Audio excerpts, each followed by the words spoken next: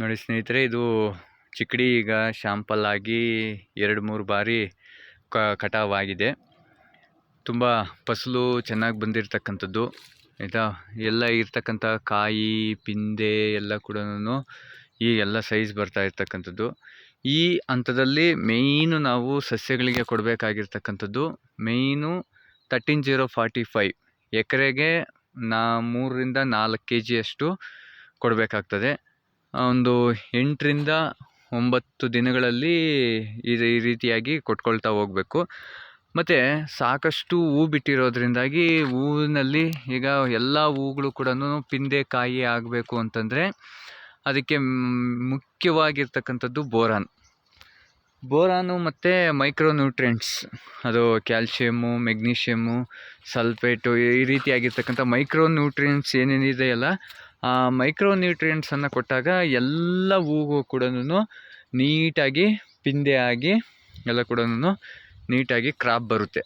So ಹಾಗಾಗಿ ರೈತರು ಏನು ಮಾಡಬೇಕಪ್ಪ ಅಂತಂದರೆ ಈ ಹಂತದಲ್ಲಿ ಯಾವಾಗ ನಾವು 1, 2, 3 ಕಟಾವು ಮಾಡ್ಕೊಳ್ತೀವೋ ಆಗ 13-0-45 ಒಂದು ಗೊಬ್ಬರ ಎಕರೆಗೆ ಒಂದು 3ರಿಂದ 4 kg. ಅದು ಅವರು ಸಾಲು ಹಾಕಿರೋದ್ರ ಮೇಲೆ ಡಿಪೆಂಡ್ ಆಗಿರುತ್ತೆ. ಕೆಲವರು 4.5 ಅಡಿಗೆ ಸಾಲು ಹಾಕಿರ್ತಾರೆ, ಕೆಲವರು 5 ಅಡಿಗೆ ಹಾಕಿರ್ತಾರೆ, ಕೆಲವರು 6 ಅಡಿಗೆ ಹಾಕಿರ್ತಾರೆ. ನಾವೆಲ್ಲ ಕೂಡ 6 ಅಡಿಗೆ ಸಾಲು ಹಾಕಿದ್ದೀವಿ. ನೀವು ಕಾಣಿಸ್ಬೋದು ನೋಡಿ ಎಷ್ಟು ಗ್ಯಾಪ್ ಇದೆ. ನೀಟಾಗಿ ಸಾಲನ್ನು ಹಾಕಿರ್ತೀವಿ ನೋಡಿ. ಫಸಲು ಇಂಥ ಹೆವಿ ಟೆಂಪ್ರೇಚರ್ ಇದ್ದಾಗೂ ಕೂಡ ಒಳ್ಳೆ ಇಳುವರಿ ಬಂದಿದೆ ಆಯಿತಾ.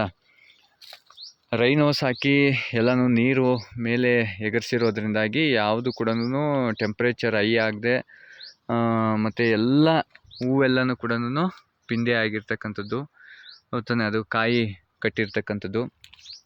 ಈಗ ನಾವು ಮೇಯ್ನಾಗಿ ಈ ಗಿಡಗಳಿಗೆ ನೋಡ್ಕೋಬೇಕು. ಮತ್ತು ಕಟಾವಾದ ನಂತರ ಯಾವುದಾದ್ರೂ ಕೂಡ ಹುಳ ಮತ್ತು ನುಸಿ ಮತ್ತು ಶೀಡಿ, ಏನು ನಾವು ಗಿಡದ ಏನು ಅಂತೇಳಿ ಕರಿತೀವಲ್ಲ, ಸೊ ಅದು ಕಂಟ್ರೋಲ್ ಬರೋಂಗೆ ಯಾವುದಾದ್ರೂ ಕೂಡ 2-3 ರೀತಿಯಾಗಿರ್ತಕ್ಕಂಥ ಪೆಸ್ಟಿಸೈಡ್ಸು, ಒಂದೊಂದು ಕಡೆ ಒಂದೊಂದು ರೀತಿಯಾಗಿರ್ತಕ್ಕಂಥ ಔಷಧಿಗಳನ್ನು ನೋಡಿದ್ದಾರೆ.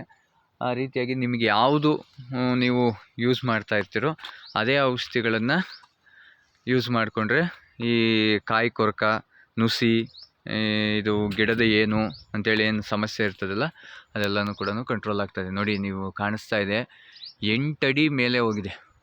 ನಿಮಗೆ ಗೊತ್ತಾಗ್ತಾಯಿದೆ. ನಾನು ಕೆಳಗಡೆ ಇದ್ದೀನಿ, ನಾನೇ ಇರೋದೇ 5.8, 6 ಇದ್ದೀನಿ.